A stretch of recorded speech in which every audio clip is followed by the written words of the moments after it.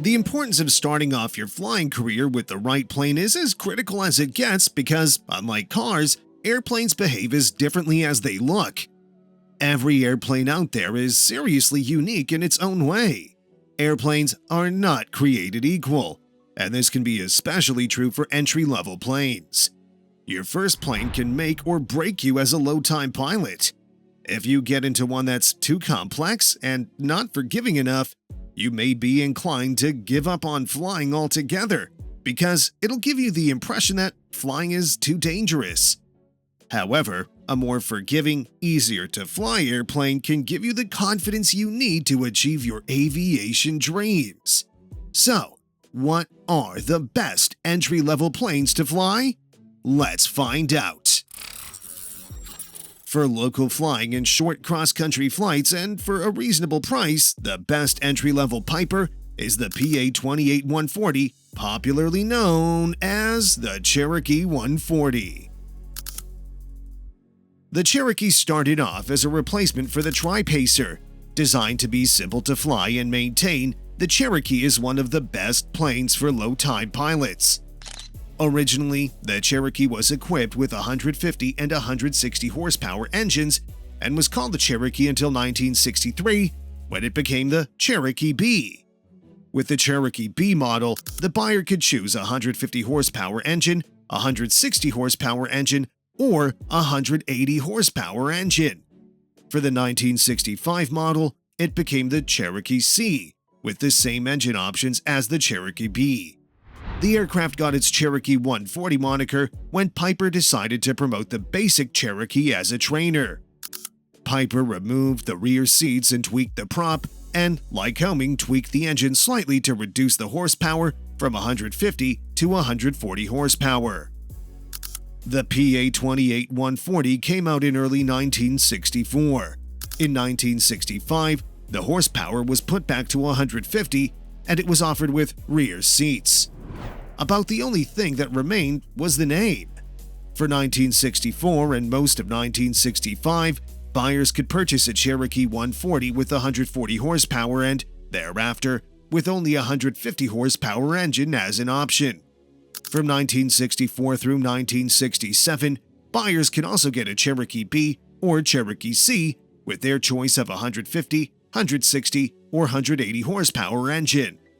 It was a confusing mishmash of models that Piper simplified with the 1968 model year when the company trimmed the offerings to two, the Cherokee 140 with the 150 horsepower engine and the Cherokee D with the 180 horsepower engine. The Cherokee 140 did not undergo too many significant changes over its run, which ended in 1977.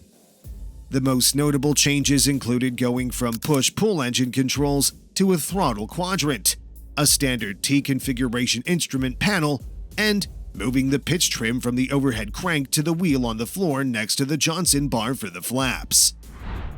Various minor and cosmetic changes and refinements were made too, but these Cherokees are all the same basic airplane and they all fly the same way. Cherokee 140s were kept simple on purpose. They were aimed at the trainer market and designed to keep the hundreds of Piper flight centers equipped back in the heyday of general aviation training and activity.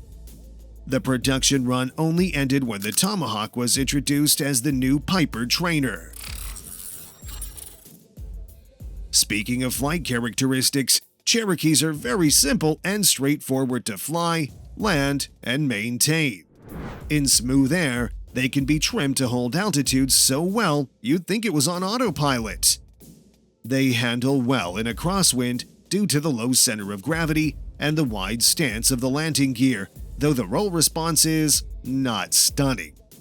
The manual flaps will also give you instant and immediate control, so if one needs to dump lift after touchdown, it's easy and quick.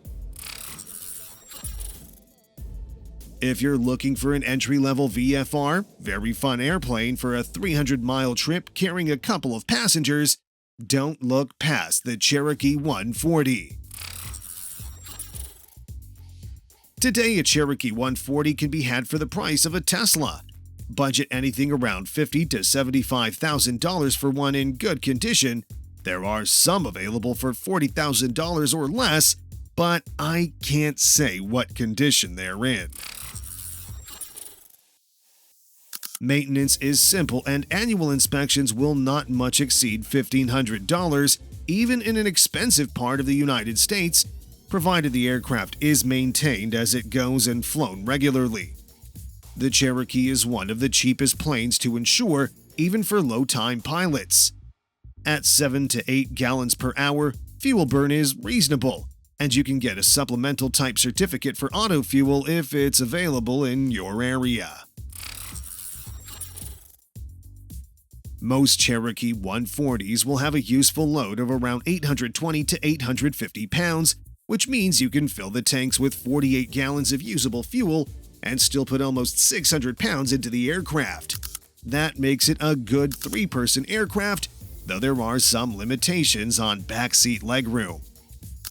At maybe 110 knots, burning about 8 gallons per hour, it has, on paper, a range of around 450 nautical miles with the VFR reserve, though backseat passengers might not be able to stick it out for 4 hours.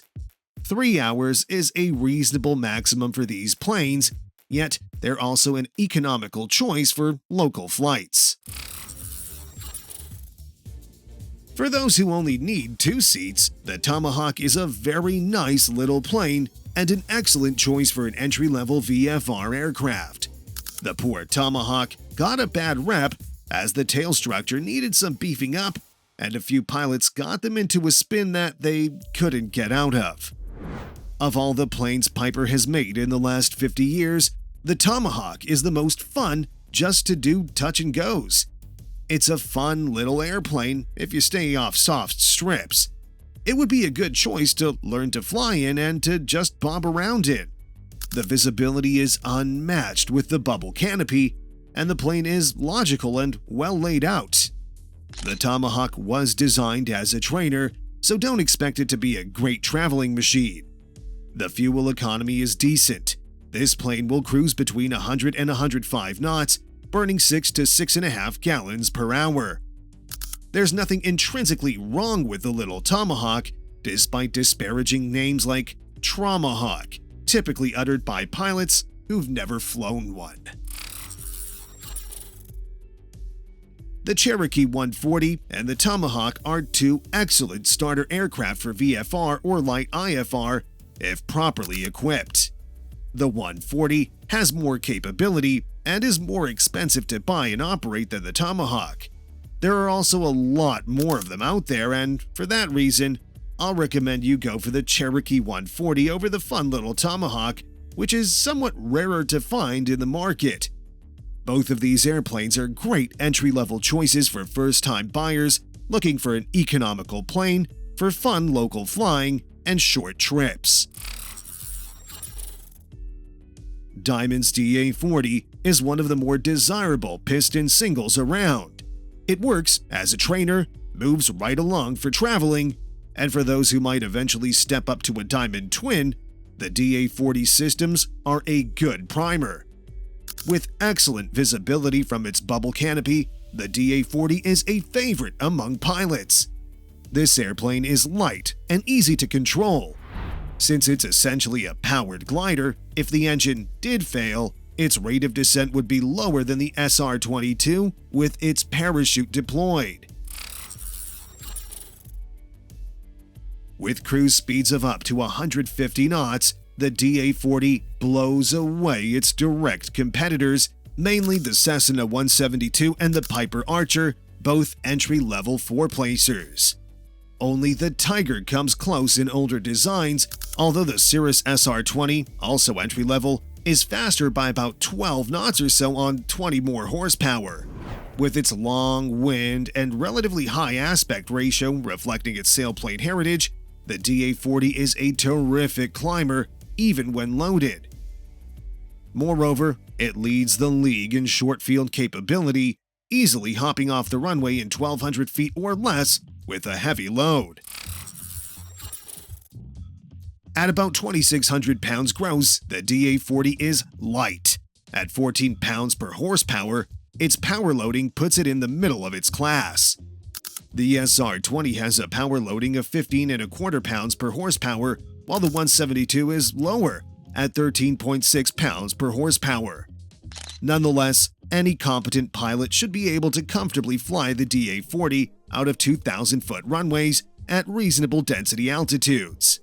Payload-wise, the DA-40 is really a 3-place airplane with baggage space, even at the higher gross weights. Useful loads are in the 850-pound range, so with the tanks full, it can carry about 600 pounds, 3 people with some bags. The weight and balance envelope is relatively benign, narrowing a bit towards the gross weight limit. It tends toward forward rather than aft CG. Offloading fuel is always an option to stuff in more payload, but the airplane carries only 40 gallons usable to begin with, so its range is hardly exceptional. The 10-gallon extended range option helps, but owners complain it narrows the CG envelope, something that needs watching. The Diamond DA-40 Star is one of the most fun to fly. It's not quite as well balanced as a Bonanza, but it has no bad habits, and pitch and roll forces are light and easy to manage with a stick. Slow flight and stalls are non-events, and even deep into the stall, the airplane simply mushes and could probably touch down that way in a survivable impact. Flaps have little or no effect on the trim condition, but neither are they as effective as the barred doors on a Cessna 172. Landing a DA-40 Star isn't particularly difficult, but the sight picture over the nose requires some acclimation to avoid too high flares. Flown into the flare faster than about 65 knots, the DA-40 will float. Slower is better. Whether for training or travel, the DA-40 has modern ergonomics, efficiency, and a stellar safety record. If you like our videos, please smash the like and subscribe button. You can also join us by clicking on the link next to the subscribe button. Thanks for watching.